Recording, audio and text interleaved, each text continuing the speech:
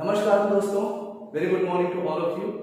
सो आज हम बात करने वाले हैं प्रोनाउन के अगले टाइप पर। आप लोगों को याद होगा और मुझे आशा है कि आप लोगों ने इसके पहले का वीडियो देखा होगा जिसमें हमने प्रोनाउन पर बात की थी, उसके टाइप्स पर बात की थी और हमने उनके टाइप्स को डिटेल में देखना शुरू किया था। तो हमने जो सबसे पहला प्रोनाउन का टाइप था वो था पर्सनल प्रोनाउन।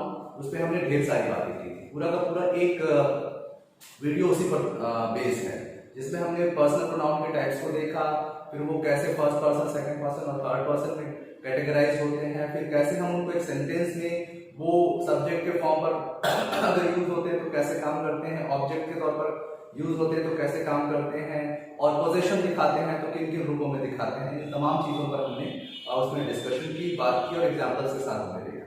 तो आज हम प्रोनाउन के दूसरे टाइप्स और आगे के टाइप्स पर बात करते हैं। देखते हैं कि आज हम इन 15, 17, 18 मिनटों में कितने टाइप्स पर बात कर पाते हैं। मैंने पहले ही कहा है कि प्रोनाउंस के हमने 10 टाइप्स देखे थे, तो हम उस पर थोड़ी चर्चा करेंगे और मैं कोशिश करूंगा कि उनको हम पार्ट्स में ही देखें। तो हम शायद प्रोनाउन के लिए 2 या 3 दो वीडियोस और खर्च करेंगे इसके बाद। तो चलिए फिर आगे बढ़ते हैं। Thank you. तो हम देख रहे थे टाइप्स ऑफ प्रोनाउन, तो प्रोनाउंस के टाइप्स देख रहे थे, ठीक है। तो हमने पर्सनल प्रोनाउन का देखा ना। आज हम प्रोनाउन देखने वाले हैं वो दूसरा टाइप है और इसको हम कहते हैं रिफ्लेक्सिव प्रोनाउन। ठीक। तो सबसे पहले तो रिफ्लेक्सिव प्रोनाउन होता क्या है उसको देखने से पहले हम देखते हैं इसमें कौन से प्रोनाउंस होते हैं इस कैटेगरी में आते हैं, ठीक है। तो हमें याद होगा कि हमारे पास पर्सनल प्रोनाउन के ऑब्जेक्टिव फॉर्म्स हैं, ठीक है। तो हमने यहाँ पर टेबल बनाया था, नॉमिनेटिव केस, सब्जेक्टिव केस, ठीक है, पॉजिटिव केस, है ना, और फिर ऑब्जेक्टिव केस, ठीक है। तो उसमें हमने ऑब्जेक्टिव केस में जो जो फॉर्म्स बनाए थे उसमें हिम था, है ना, और फिर हर, देन,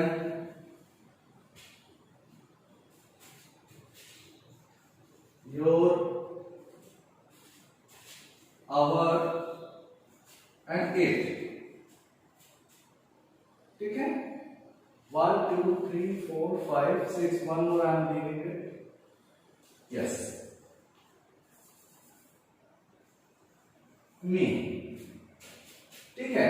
सो हम क्या करते हैं कि रिफ्लेक्सिव प्रोनाउन में ये जो ऑब्जेक्टिव फॉर्म्स होते हैं, इस मी में थोड़ा सा हमको कंफ्यूजन होगा, ये थोड़ा सा अपवाद जैसा है, इसलिए फिर भी मैंने इसको लिखा है कि जो ऑब्जेक्टिव फॉर्म्स होते हैं इसमें हम अगर सेल्फ जोड़ दें, जैसे ये हुआ हिमसेल्फ, हरसेल्फ, देन सेल्फ्स। ये सेल्फ्स क्यों हुआ इसमें हम चर्चा करेंगे, क्योंकि ये हरसेल्फ, हिमसेल्फ ये सिंगुलर नाउन है, सिंगुलर है इसलिए सेल्फ, और चूंकि ये देम, दे प्लूरल है इसलिए सेल्फ। जो भी प्लूरल प्रोनाउंस होंगे उन पे हम सेल्फ्स, सेल्फ का प्लूरल फॉर्म सेल्फ लग जाएगा। योरसेल्फ, अब ये योर जो है प्लूरल और सिंगुलर बोथ फॉर्म में एग्जिस्ट करता है, तो जब ज्यादा लोगों के लिए हम इसका इस्तेमाल करेंगे तो योरसेल्फ्स हो जाएगा, जिसको मैं यहां पर लिख देता हूं योरसेल्फ्स। और अगर सिंगुलर यू है, सामने कोई एक बन रहा है तो उसके हम योरसेल्फ। देन यहां पे आवरसेल्फ्स, ये भी ज्यादा लोगों के लिए हम डिस्कशन बनाते हैं, इटसेल्फ सिंगुलर है इसलिए ये इटसेल्फ। और ये मी जो मैंने लिखा ये बस अपने फॉर्म को थोड़ा चेंज करता है, इसके लिए हम पॉजिटिव एडजेक्टिव को ले लेते हैं, माय सेल्फ, मी सेल्फ ना होके माय सेल्फ हो जाता है।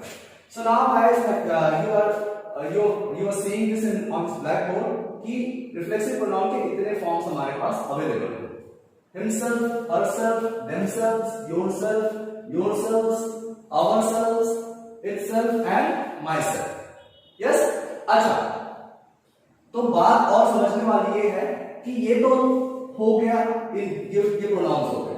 अब हम देखते हैं कि इसका मतलब क्या होता है, ठीक। तो मैं कुछ सेंटेंसेस लिखता हूं, उन सेंटेंसेस को देखने के बाद हम इसको समझने की कोशिश करते हैं। I am going to write few sentences, okay. He spoiled himself,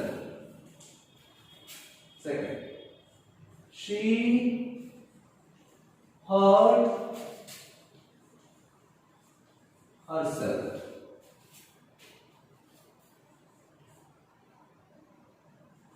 they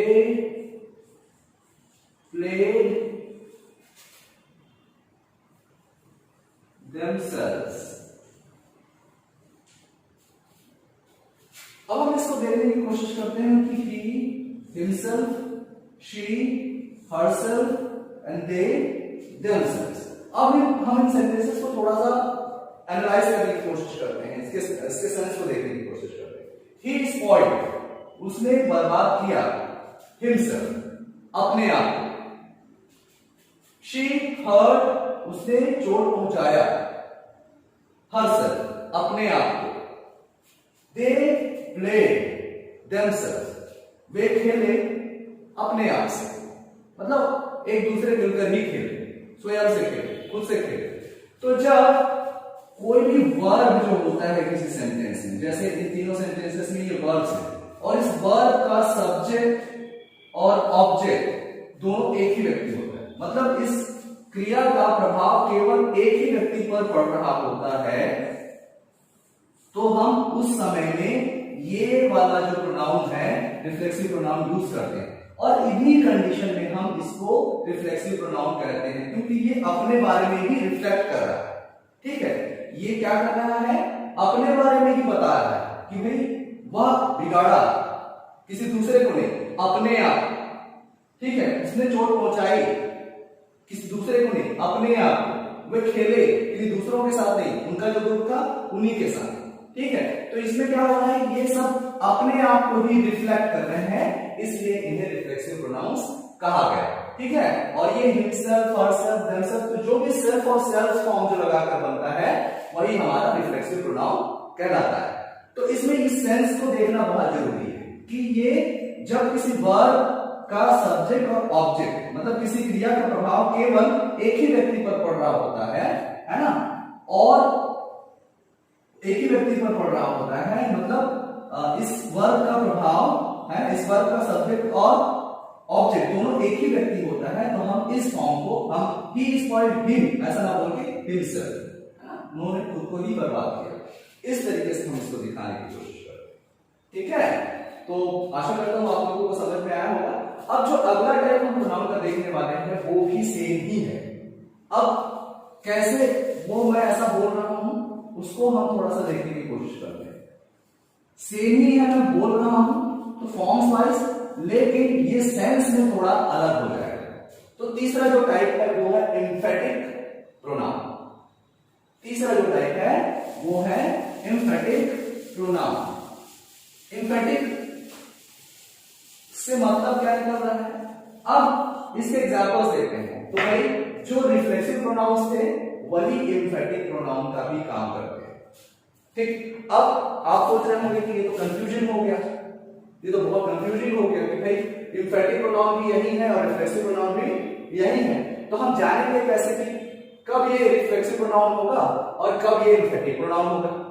तो हम, ये बहुत आसान है दोस्तों, ये बहुत ही आसान है, पहचानना बहुत आसान है, क्योंकि हमें फिर वो कहां एक वाक्य में किस तरीके से प्रयोग हो रहे हैं उसको देखना पड़ता है। मतलब हमने देखा था कि रिफ्लेक्सिव प्रोनाउन में ये सारी चीजें ऑब्जेक्ट के तरीके से प्रयोग में हो रही थी, मतलब एक वर्ब का ऑब्जेक्ट के तरीके से इस्तेमाल कर रही थी। एम्फेटिक प्रोनाउन में ये किसी भी वर्ब के ऑब्जेक्ट के रूप में कभी भी इस्तेमाल नहीं होगी। इसको हम जब एग्जाम्पल देखेंगे तो देखेंगे, और हम रिफ्लेक्सिव प्रोनाउन और एम्फेटिक प्रोनाउन को दोनों को कंपेयर करके देखेंगे। ठीक है, तो सबसे पहले एम्फेटिक प्रोनाउन, एम्फेटिक का मतलब होता है जोड़ देना। तो कुछ तो जोड़ देने में कैसे इस्तेमाल होता है, इसको हम इन सेंटेंसेस से देखेंगे। ठीक है, तो हमने पहला सेंटेंस उसमें देखा था, इसमें हम वही सेंटेंसेस को अलग तरीके से अरेंज करने की कोशिश करते हैं। He himself spoiled. He himself did this work.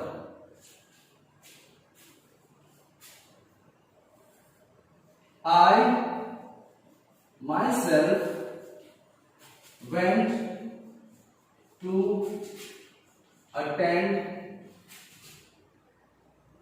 the party.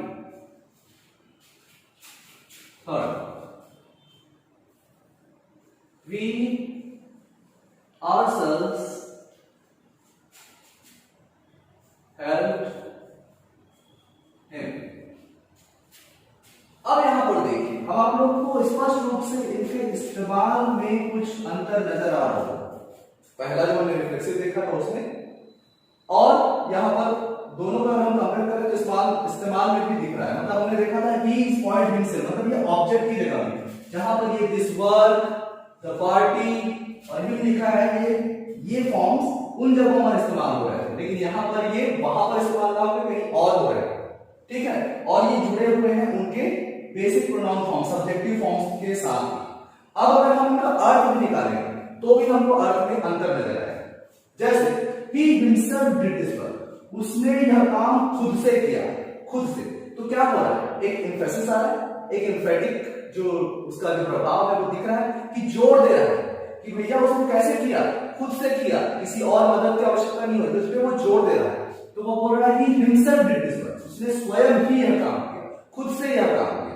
Next, I myself went to the party, मैं खुद से ही पार्टी में गया, मतलब कि मुझे बुलाया नहीं गया था शायद, या फिर मेरे साथ और कोई जाने वाला नहीं था। अब इस स्थिति को मैं दिखाने के लिए बड़ा जोर देकर के कह रहा हूं कि I myself went to attend the party, कि मैं खुद से गया, मेरी जीत थी, है ना। तो एक एम्फेसिस दिख रहा है। तीसरा, अगर सेंटेंस में देखता हूं तो we ourselves helped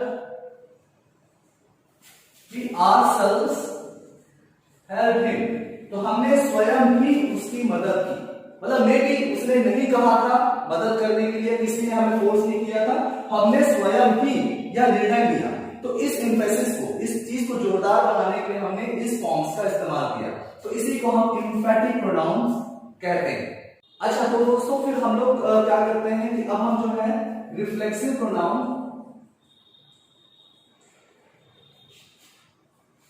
और एम्फेटिक प्रोनाउन